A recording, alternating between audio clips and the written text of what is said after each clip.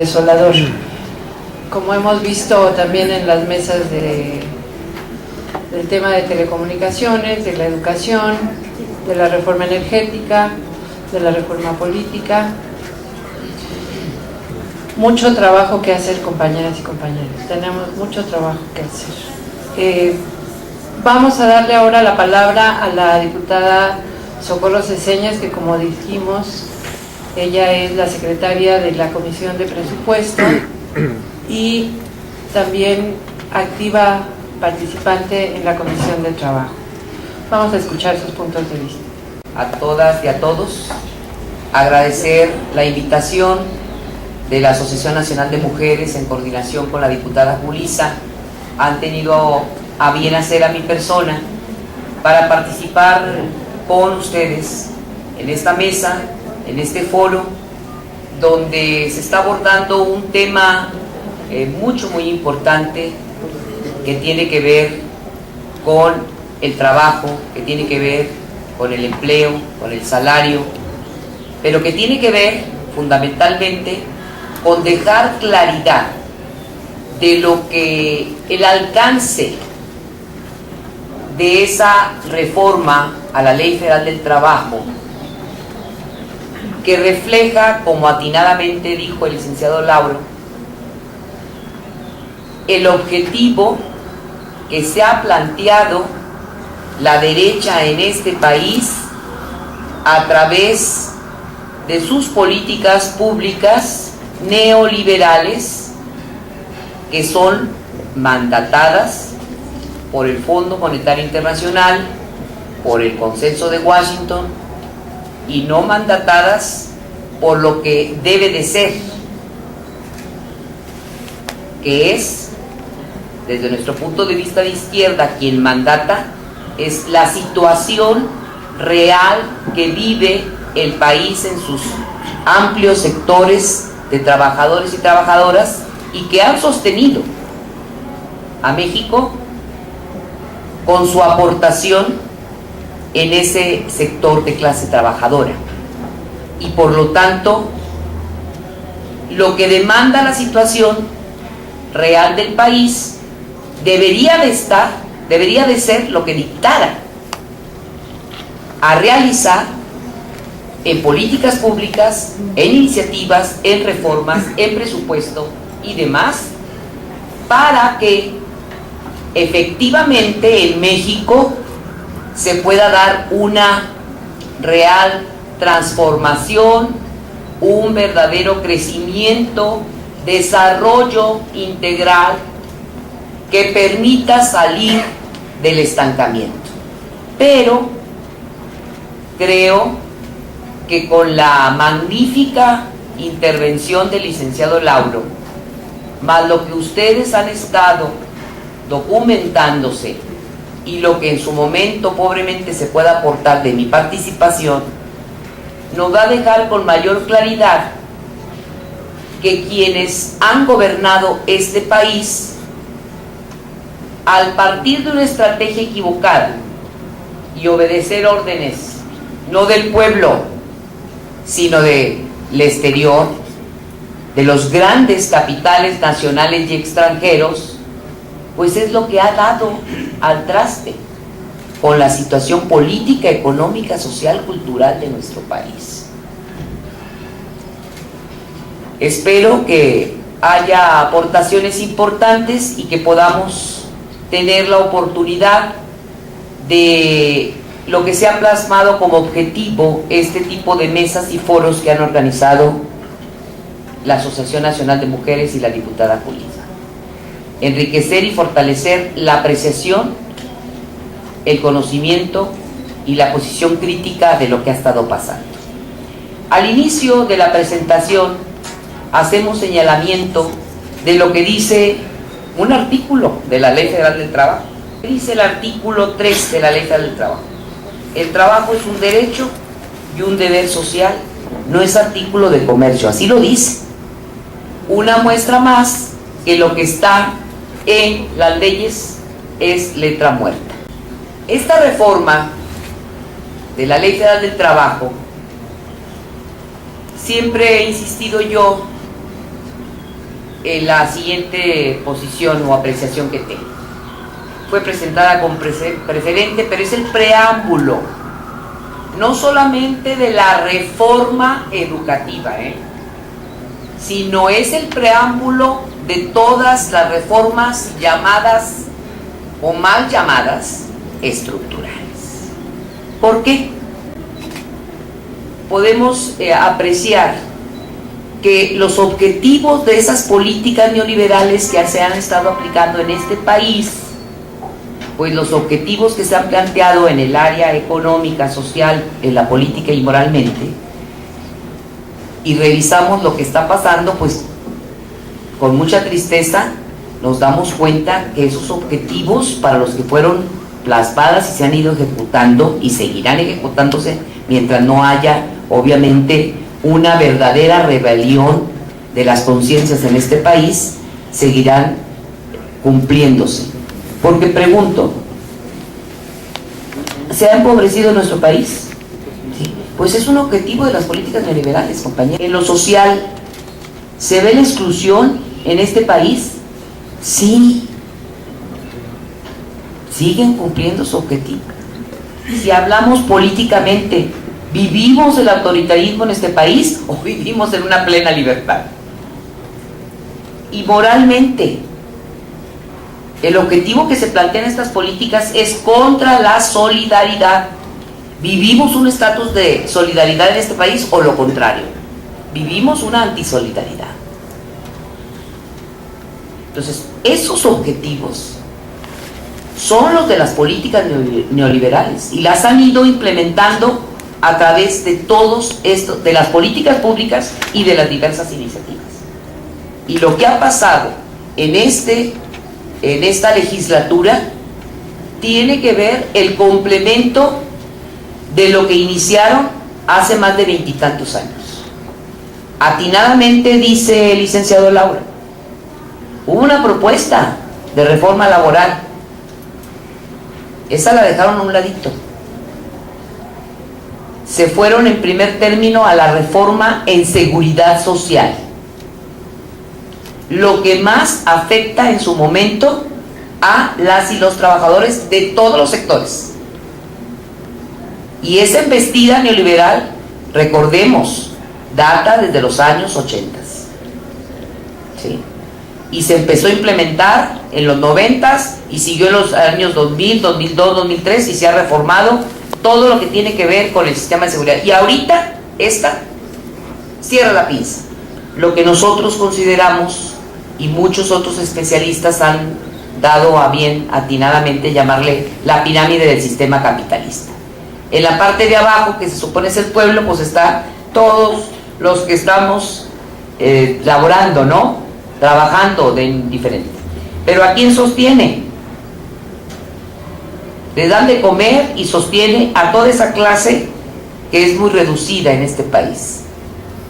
Y si nos vamos un poquito más allá, después de eso, el Estado mexicano tiene cómo en su momento aplacar voces disidentes, luchas sociales y demás, porque dice, nosotros los matamos. No ha habido represión y no hay una intención de criminalizar la protesta. Ahí está, nosotros los matamos. Y enseguida dice, pues nosotros los engañamos. Ahí hay varios actores políticos que algunos espero que no se molesten porque sean muy de alguna religión, pero realmente la religión en la mayoría de los casos es utilizada para un control, ¿sí? Luego nos vamos allá más arribita y encontramos pues los que han gobernado y que gobiernan. Y arriba lo que es la cerecita es la bolsota de los recursos que está en la cúspide, ¿no? La distribución de la riqueza en este país, así está. Y ahí cabe en la cúspide de una pirámide. Y efectivamente, si bien es cierto, son muchos los artículos que se reformaron en esa ley federal del trabajo, hay algunos que se tiene que destacar. Ya atinadamente hubo participación de parte del licenciado y hacemos de manera muy general, rápida, para no ahondar mucho en este asunto. El tema, uno de ellos son los artículos que tienen que ver con la subcontratación, lo que llamamos o conocemos como outsourcing, y que atinadamente lo ha llamado, ahora vamos a utilizar su frase, licenciado, decimos que es un derecho a rentar a las personas, y me parece una definición muy acertada. Y eso está en los artículos 15A, 15B y todos los 15. Yo solamente agregaría lo siguiente aquí. Este apartado que tiene que ver con legalizar la subcontratación, ¿sí?, fue una de las zanahorias, por así decirlo, que se presentaron para convencer a ciertos sectores de los grupos parlamentarios en esta Cámara, contra la otra zanahoria que tiene que ver con la democracia, transparencia y libertad de la decisión de las y los trabajadores para decidir sobre sus representantes. Yo siempre he dicho, esas fueron las dos zanahorias, que se las jugaron entre el PRI y el PAN, y andaban cayendo algunos también del PRD, afortunadamente ahí no cayeron, pero sí en las que siguieron, ¿no? Porque por un lado el PAN amagaba de que se aceptara todo lo que fuera subcontratación o outsourcing. ¿Por qué? Porque detrás de quienes encabezan esos grupos empresariales, esos consorcios empresariales, están muchos de la clase política, y fundamentalmente del PRI y del PAN. Y por otro lado, la otra zanahoria, el asunto de la democratización, porque recordemos que cada sexenio se ha caracterizado dizque con limpiar la corrupción, y recordemos cuando llega Salinas, mete a la quina, y ahora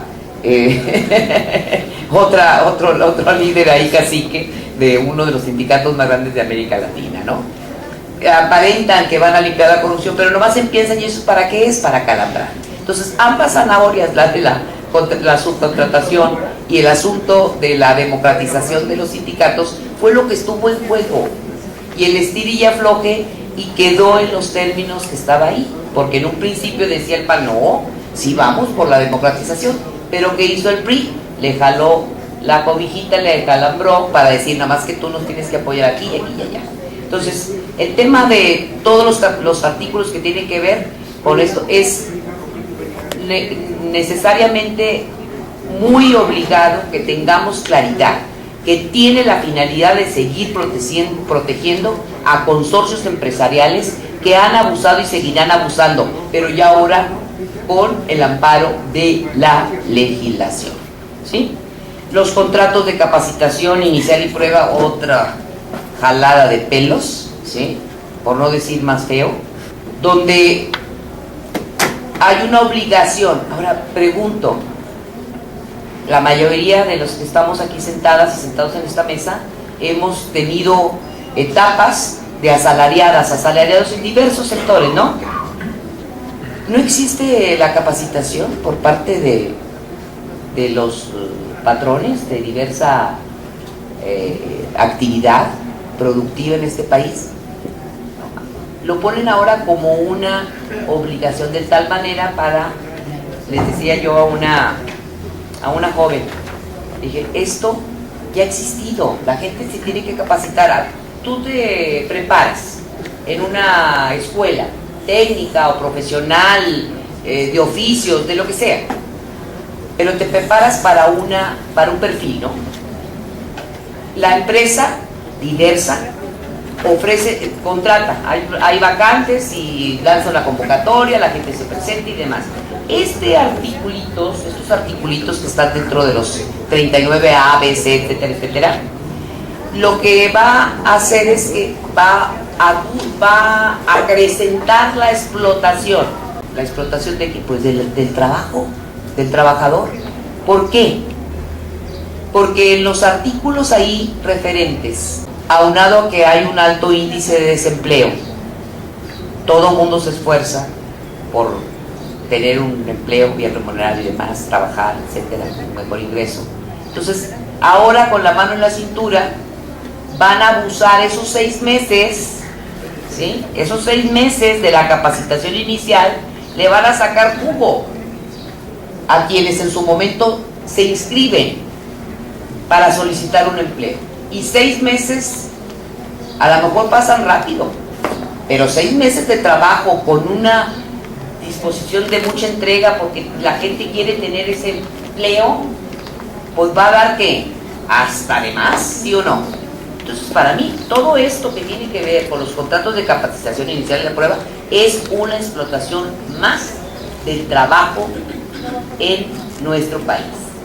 Y si nos vamos al salario, que lo contempla ahí y que ahora hubo un ejemplo muy claro como la contratación de Cinemex y otras empresas, pues contratan de acuerdo a las necesidades no del que está solicitando el empleo, sino de la empresa que requiere. Y entonces se plantea en el artículo 35 y 83 lo referente al salario infinitesimal, cuando se contrata por horas. Recordemos que hubo una lucha muy grande y hay muertos o hay mártires de nuestras luchas de las clases trabajadoras, obreras y campesinas por la lucha de la jornada de 40 horas, ¿no? Porque la explotación... Bueno, ahora con esto, pues la gente no importa que el día lunes a viernes lo pueda contratar 3 horas, si es empresa el sábado y el domingo, pues le ofrece que trabaje 10, pues se va a ocupar. ¿Por qué? Porque está la necesidad del hambre. Entonces, lo grave de esos artículos 35 y 83 es permite, obviamente, la precarización aún más del salario al hacer la contratación por hora. En el número 4 vemos el tema, algo muy grave, cuando hay un despido, lo único a lo que se le obliga ya en reconocimiento de pago de salarios caídos se reduce a 12 meses. Logros conquistados por la lucha trabajadora, clase trabajadora, con este asunto de la reducción de su reconocimiento de salarios caídos, viene a dar al traste, porque ahí está expresado claramente en el artículo 48 en su fracción 2. ¿Y qué decir de los multiusos o para todos servimos, no? Pues está en el 56 bis, ya estaba ampliamente explicado por el licenciado Lauro. Multihabilidades se le llama ahí en la ley, ¿sí? Pues nadie desconocemos de que tenemos habilidades para muchas cosas, ¿no? Ya con ese artículo que nosotros insistimos que era aberrante que se pusiera, pues el patrón va a tener, tiene ya está la protección de la ley en ese artículo para decir, bueno, pues si no quieres que en tu rato libre vayas y me lleves a los niños a la escuela, vas y vayas el patio y X y Y, pasear el perro y demás, o lo que se les antoje, depende de la empresa que sea, pues el despido. ¿Y el despido y qué? Pues el despido ya, pues 12 meses de salarios caídos nada más, etcétera, etcétera, etcétera. Entonces, otra aberración más de esa reforma. Y si nos vamos al 159, ahí se puede, el patrón está facultado para modificar horarios, lo que decía. Hoy te ocupo de tales horas, y si te parece bien, y si no, ¿para qué?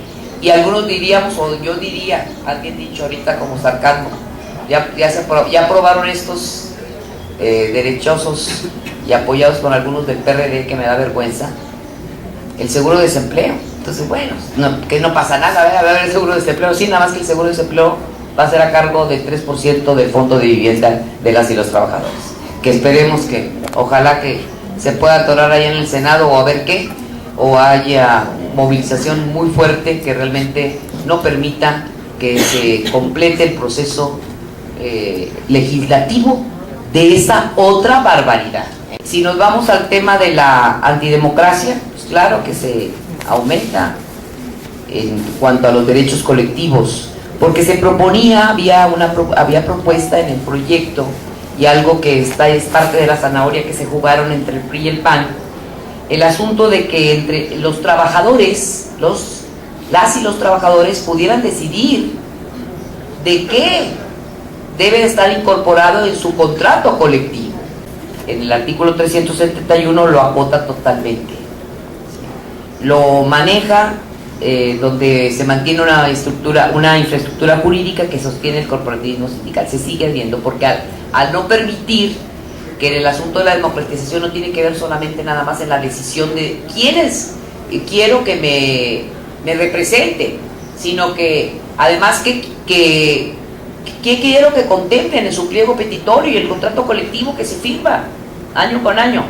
Pues es pura meramente simulación y por lo tanto es parte del rejuego que se hizo entre esos grupos políticos del PRI y del PAN. En el número 8 de esta lámina estamos viendo la permanencia de la Junta de Conciliación y Arbitraje, que es lo que se refiere a cómo hacer valer la justicia del derecho laboral de la clase trabajadora, y realmente a cómo quedó, pues sigue subsistiendo las juntas de conciliación y arbitraje en los términos como estaba planteado. Nosotros hicimos una propuesta como PRD de que hubiera una desaparición de ese tipo de órgano por los grandes vicios que ya se han visto y demás, y propusimos una creación de jueces laborales, ¿sí?, en todo el país. Pero esa propuesta obviamente pues fue totalmente desechada, se sostiene el mismo esquema. No consideramos que sea el más conveniente, porque si vamos, yo le pudiera decir, el que nos pudiera decir más claramente el licenciado Lauro de qué tamaño sería el volumen de los expedientes que hay en cada junta, él nos diría, pero yo diría que este salón sería insuficiente pronto para lo que recibí no en un mes, yo creo que en unos 15 días o menos. Y es obsoleto ese esquema de cómo aplicar la justicia laboral. Ya te pusimos algunas otras propuestas de reforma, pero pues todavía están ahí, algunas durmiendo el sueño de los justos y otras esperando ser agendadas en la Comisión de Trabajo. ¿Qué decir del tema de equidad, de igualdad, de protección de las y los niños? Eso está reflejado en el artículo 2 y en el 173, pero sinceramente les voy a decir cuál es mi apreciación al respecto con esos dos temas tan importantes en el tema laboral. Pues en el caso de igualdad de género, solamente escuetamente habla ahí de la no discriminación, y en el caso de cómo garantizar los derechos de las y los menores que laboran, también está muy rabón, porque no debe de existir el trabajo infantil. Que hay necesidades, sí, pero ¿por qué le vamos a estar atenuando la responsabilidad al Estado? ¿Por qué trabajan las y los niños? ¿Porque quieren laborar? ¿O porque hay una necesidad imperiosa de hacer llegar un ingreso a la familia? Porque el ingreso de quienes tienen la cabeza de la familia, que a veces es el padre, a veces es la madre, a veces son ambos, o a veces es la pareja de hombre y mujer que los procreó, pues no es suficiente. Entonces, desde mi punto de vista, lo que tiene que ver con expresar en la ley federal del trabajo, está bien, pues es la realidad de México, sí, pero lo que deberíamos de haber planteado es qué tiene que hacer el Estado mexicano para que no haya la necesidad de que las y los menores de edad, las y los niños trabajen, porque ahí está bien, bueno, existe, protege, pero desde mi punto de vista ni debe estar. Y en el tema de lo de las mujeres, la gran mayoría de las mujeres sigue estando en un asunto de una total desequilibrio, una total discriminación del acceso a los diferentes puestos, lugares, empleo, simple y sencillamente. Y entonces, ahorita con la legalización de la subcontratación, vamos a encontrar que el mayor número de personas que van a estar en ese esquema, van a ver las estadísticas, van a ser mujeres. Si nos vemos, si lo analizamos ahorita, debe estar altísimo, pues se va a engrandecer más. ¿Por qué? Porque la responsabilidad de aportar al ingreso, pero también de llevar adelante la atención de las y los hijos, en algunos casos recae de manera equilibrada, se sortea el temporal entre la pareja, ¿no? pero en la mayoría de las familias no. Y entonces, ¿en dónde se va a ocupar una mujer? Pues en un empleo mucho más precarizado, con sus empleos obviamente más desmoronados y demás. Porque, y bueno, aquí me contratan 3 horas, 4 horas, suficiente. Llevo a mis hijos, los tengo en la escuela, si están todos matutino, y me contrato 3 horas aquí, ya regreso, puedo llegar a hacer de comer, ¿sí o no? Y si es en la tarde igual, y si es en la noche, pues no se diga, ¿no? En ese apartado es algo que yo haría una propuesta, porque estas mesas, estos foros deben de tener como resultado, y el mismo título de la mesa es ¿qué hacer? Entonces, pues yo creo que aquí hay mucho que hacer. La Asociación Nacional de Mujeres, las diversas asociaciones que hay de carácter nacional que tienen que ver con la debida protección de los derechos humanos de todo tipo, de reproducción, de laboral, profesional y demás, de las mujeres, y mucho lo que ha dictado los diferentes organismos internacionales y las confederaciones que han asumido la demanda de las mujeres, no solamente mexicanas, sino de todo el país. Hay mucho que hacer. Yo estaría en la mejor disposición también de estar en coadyuvancia, y lo que podamos acelerarlo y tratar de que el siguiente periodo pueda fructificar. En el número 10 hablamos de otro aspecto que es muy grave y que es importante señalar. Dentro de las reformas, lo que tiene que ver con los riesgos de trabajo. Otra vez, en lugar de acrecentar la lista, la tabla, tanto de las enfermedades que se pueden considerar como riesgos de trabajo, como lo que en su momento puedan las autoridades judiciales en el ámbito de litigios laborales por accidente y demás, hay una total mutilación, ¿sí? Es un apartado que también yo creo que ameritaría inclusive otra mesa de trabajo. Siguiente. ¿Por qué rechazamos la reforma laboral y por qué no solamente quienes están empleados en las diversas actividades económicas de este país, sino por qué quienes consideramos que las cosas pueden ser diferentes, que se puede presupuestar de otro modo, que se puede decidir políticas públicas distintas, que se puede pensar primero en el pueblo y después en esa bolsita de dinero que estaba en la pirámide del capitalismo? Aquí hay algunos de los tantos argumentos, pero podemos incrementar más y los tenemos que, como quien dice, asumir y generar. Aquí yo generaría otra propuesta y compromiso, hacer llegar esa voz, porque ¿cómo contrarrestamos la ola de la embestida de los spot que este gobierno y los pasados han utilizado para engañar? Yo me voy a referir en particular a este. Dicen unos, estamos moviendo a México, ¿no? No voy a decirlo textual porque casi nomás lo oigo y le muevo y le apago. Pero con la reforma laboral, con la reforma energética, con la hacendaria, con la de telecomunicaciones, ¿sí o no? Ok, entonces aquí hay 5 puntitos nada más. ¿Por qué no? Porque destruye los derechos de las y los trabajadores, pulveriza el salario, fragmenta el trabajo y el empleo, desmantela la naturaleza protectora y equilibradora del derecho laboral, contrae el mercado interno y afecta por ello también a las empresas que producen para el consumo nacional.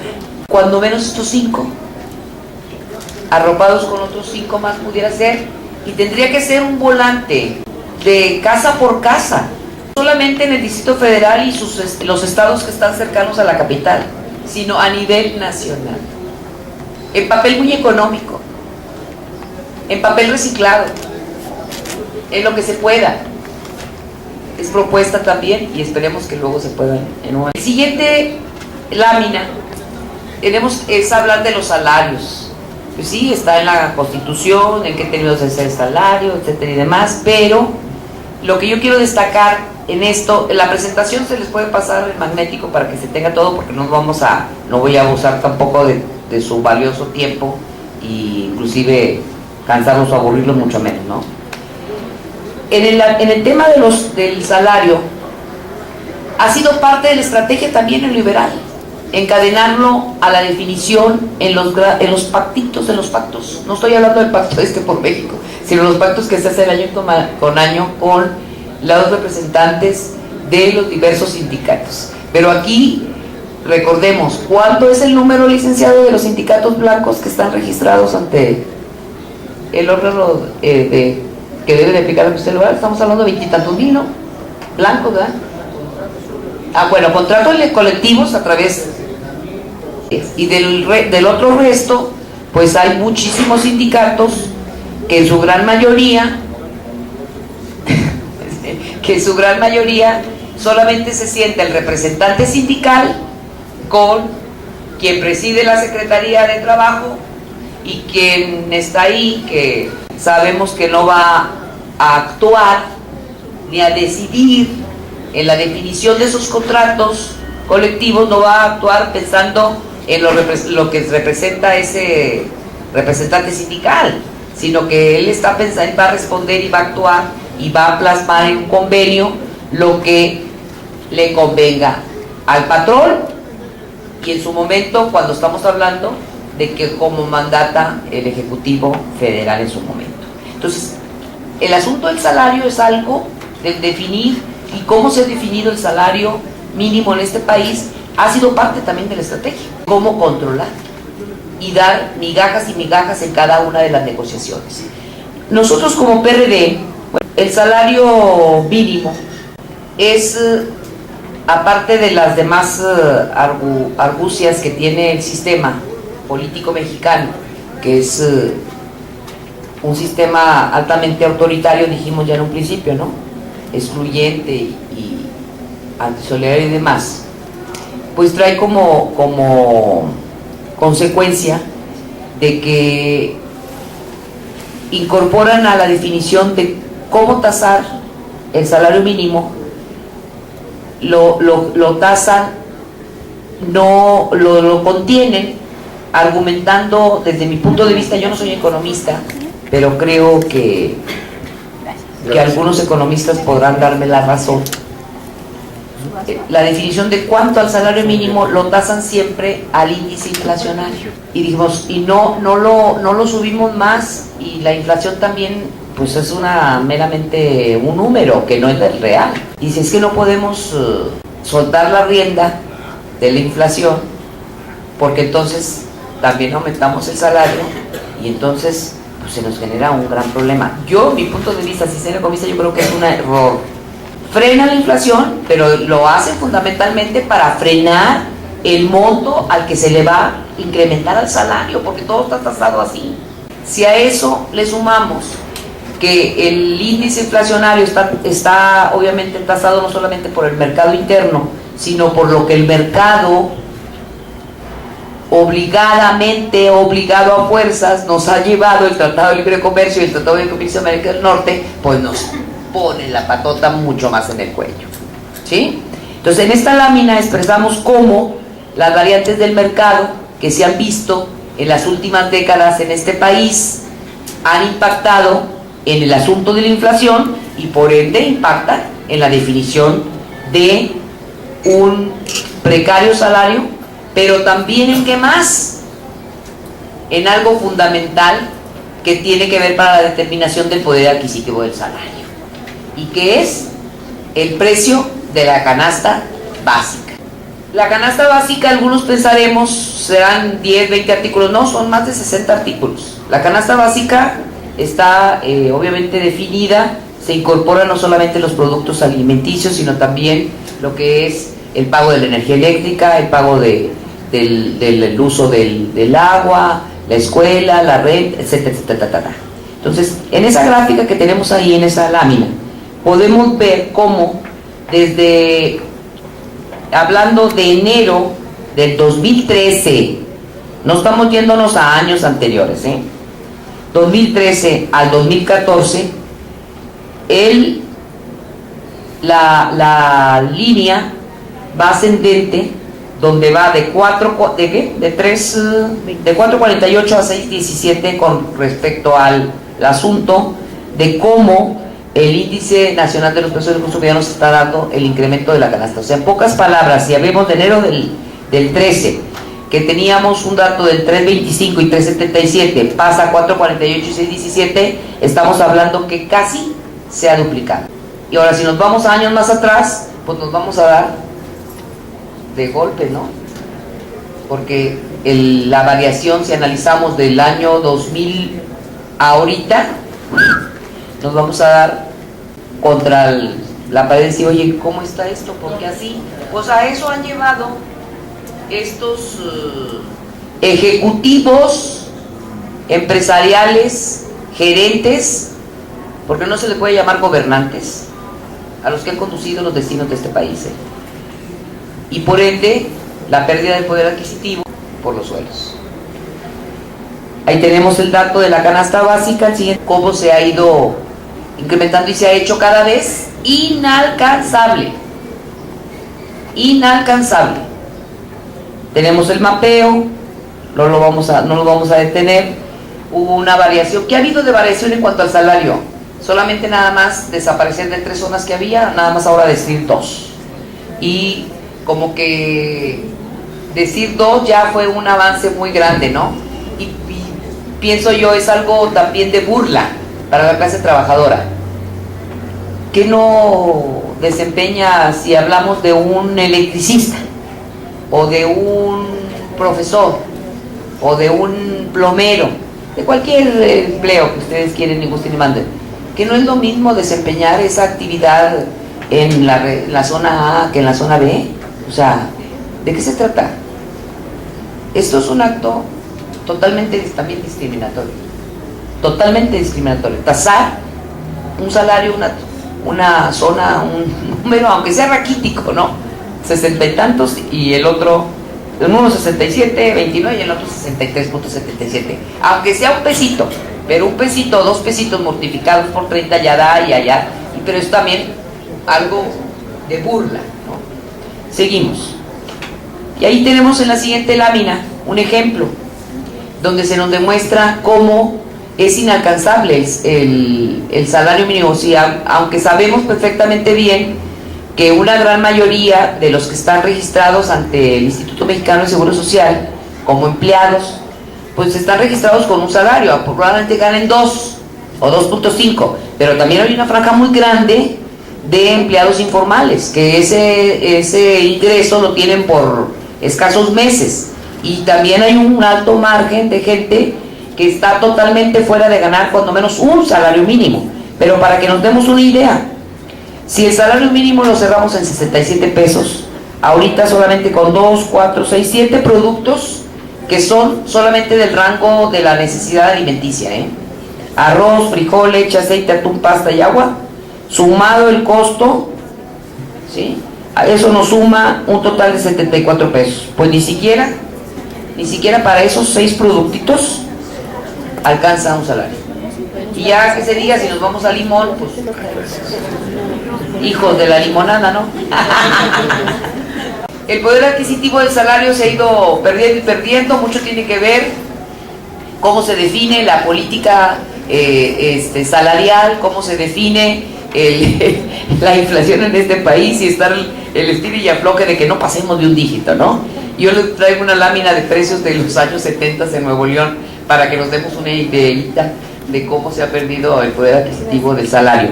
En los años 70 el salario estaba en 20 pesos. Y yo pongo precios de, pues es mi estado, Nuevo León, no, pero por ejemplo, cabrito, pues es tradicional y ahorita se nos hace, a mí, bueno, la otra que nos levanta agua a la boca. En ese tiempo la orden de cabrito costaba 12.70, no en el mercado, no que lo compres y que tú lo cocines, no, en un restaurante, 12.70, y te incluía el plato de frijoles charros, ¿sí? Las tortillas de harina y de maíz, esa de la harina no puede faltar. El refresco 1 peso en restaurante, ¿sí? El cine 5 pesos, camión 35 centavos, cigarros 1.20, ¿Cuánto del total? 20,25 centavos. O sea, un salario mínimo. Entonces, ya si nos vamos a los 60 y tantos artículos que contempla una canasta básica, el poder adquisitivo en esos años, pues claro, que claramente queda otro. Lo comparamos a cómo está ahorita. La orden de cabrito es 225 en restaurante. Porque los que estábamos vivos en el 60 todavía estamos vivos en el 2013, 2014 y 2015, esperemos vivir un poco más. Entonces, sumado a eso nos da 358. Entonces, para que nos demos una idea de la pérdida, y está así igual a nivel nacional. Yo nomás puse un ejemplo para poder que no nos aburriéramos tanto y poder seguir. Seguimos. Entonces, el crecimiento de salario, ¿cómo se ha dado? Pues no han pasado a veces ni los 3 pesos, ¿sí o no?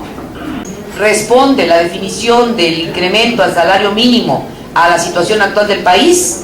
Yo digo que no, espero que coincida conmigo. Y luego, ¿los precios de la canasta básica realmente responden a cómo es el valor del producto? Mi respuesta sería no, porque más responde a beneficiar a los que han invadido ya nuestro país, porque ¿cuál es el Tratado de Libre Comercio de América del Norte? También abrió hasta los productos básicos de granos, como son el maíz, el frijol y demás, y con todas las broncas que eso significa, ya sería otro tema. Pero, entonces, pero vemos la laminita ahí, pues una burla más del copetón. Dice la lámina ahí en la lona manta que pusieron, dice, basta ganar más.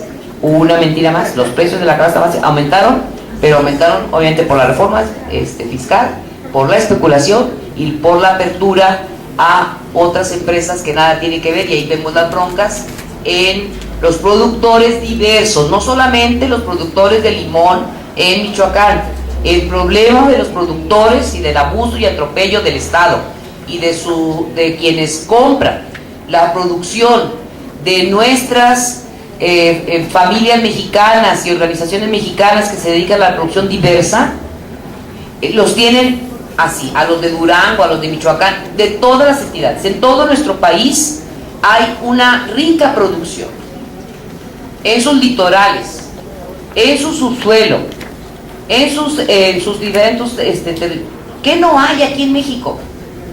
¿Qué no hay? Tenemos tierra, tenemos aguas, tenemos kilómetros de litorales, tenemos kilómetros cuadrados de hectáreas de cultivo diverso, extensiones enormes con yacimientos minerales diversos, tenemos todo. Entonces, ¿por qué un pueblo tan rico en todo eso con un pueblo pobre? Bueno, simple y sencillamente es por quienes han gobernado, cómo se han decidido que deben de gobernar, y por muchos kilómetros de una frontera hacia un estado, hacia otro estado que es Estados Unidos de Norteamérica, que por ningún motivo va a permitir que haya un avance democrático, con justicia social, con apego irrestricto al respeto de los derechos humanos de todas y de todos y demás. Entonces tenemos ese inconveniente en Puerto Rico, con malos gobernantes, pero también una frontera muy grande. De cómo hay que comparar también, porque decimos, ¿qué ha hecho esta legislatura y las pasadas, y qué han hecho estos gobiernos? No nada más en el tema laboral, en el tema educativo y demás, copiar, en el tema de seguridad social, en el tema de otorgar fortaleza a la institución bancaria extranjera y no la mexicana, etcétera, las privatizaciones y demás, ¿no? ¿Qué ha hecho? Copiar. Bueno, también yo creo que en el tema de salario tenemos que comparar y tenemos que compararnos. Sí, podemos considerar que es bueno que se pueda pagar por hora, sí, nada más que la hora tasada en Estados Unidos o en Bolivia o en Brasil o en Venezuela, comparada con la hora en México, es totalmente del cielo a la tierra, desde el sol a la tierra. Entonces, ahí ven en esa lámina cuánto es el salario de cada uno de los países, y ligado también a la inflación, porque pues, van a decir, bueno, pues sí ganan un chorrotal de dólares allá en Brasil y si la inflación por eso está tasada, para que hagamos el comparativo, ¿sí? Entonces tenemos, por ejemplo, que en Venezuela el salario mínimo es de 3.270 bolívares, que equivalen a $519, que en pesos mexicanos son 6.887.3. La inflación es del 56, sí, pero hagan la fórmula matemática para decir hasta dónde es el poder adquisitivo, y si esta la comparamos a como estaba antes de que ingresara un gobierno de izquierda en Venezuela, pues nos vamos a dar y decir, entonces ¿por qué el ataque a Venezuela? ¿Por qué se le está atacando tanto si ha habido un crecimiento y no ha habido tanta pérdida de poder adquisitivo del salario? ¿Okay? Y así está Brasil y demás. Siendo al que hace su trabajo con sus manos, o sea, todo trabajador, profesionista, catedrático, todo. El problema es de cómo ver el derecho laboral, no verlo como un derecho humano, verlo como un artículo, como una mercancía, pues es parte de la visión capitalista. Y por eso, en donde está la lámina, donde dice Karl Marx, el título dice, ¿quién genera la riqueza? La riqueza la generamos todas y todos los que estamos laborando y trabajando y teniendo el pedazo de tierra. Pero ¿para quiénes han sido los negocios? Ahí está expresado muy rápido porque ya me extendí bastantito. ¿Para quiénes ha sido el negocio? Como el tema de la fibra óptica, pues para la empresa, ¿no? En el caso de las minas, siguiente, el caso de las minas, pues eso ha sido un saqueo continuo de los grandes capitales, tanto mexicanos y extranjeros, y algunos prestan nombres mexicanos que han prestado inclusive nombres para decir, no, es que son empresas canadienses las que están invirtiendo, pero quienes están atrás ahí son algunos de los más ricos de este país que están que están en la lista de millonarios, ¿no? Y ejemplos hay muchos. Sí están grupos mexicanos, con en minería, por ejemplo, Grupo México, hay muchos mexicanos, pero hay otras empresas canadienses, y muchos el que está atrás del país de las empresas canadienses en minas, porque nos ha tocado atenderlos, pues es Carlos Slim. Entonces ahí está, lo que queremos nada más destacar de esa lámina es, el círculo, vean que no se cierra. Si empieza que es minas de propiedad de la nación y termina que la nación compra su oro, su plata y su cobre, que está a la izquierda, se desvía, porque realmente la ganancia de esos grandes minerales, yacimientos minerales de todo tipo que hay en este país, van hacia naciones extranjeras. Por eso es ese que debería estar un círculo. Si el círculo se cerrara, en nuestro país otras condiciones económicas estarían, pero no. Cuando se vaya a cerrar el círculo, vaya. ¿Por qué? Porque la gran mayoría de los que están detrás de este negocio de las minas son empresas canadienses, de cualquier tipo, Seguimos ya para el asunto de los sindicatos. Los sindicatos, siguiente ahí, han ido de menos a menos, diría yo. Tenemos ahí por decir, como una línea del tiempo, donde hablamos de los años, hablamos nada más del 38 para acá, que es cuando en México empieza a institucionalizarse el asunto de la conformación de los sindicatos, que es el año también de la expropiación petrolera, que es cuando estaba gobernando el general Lázaro Cárdenas y demás.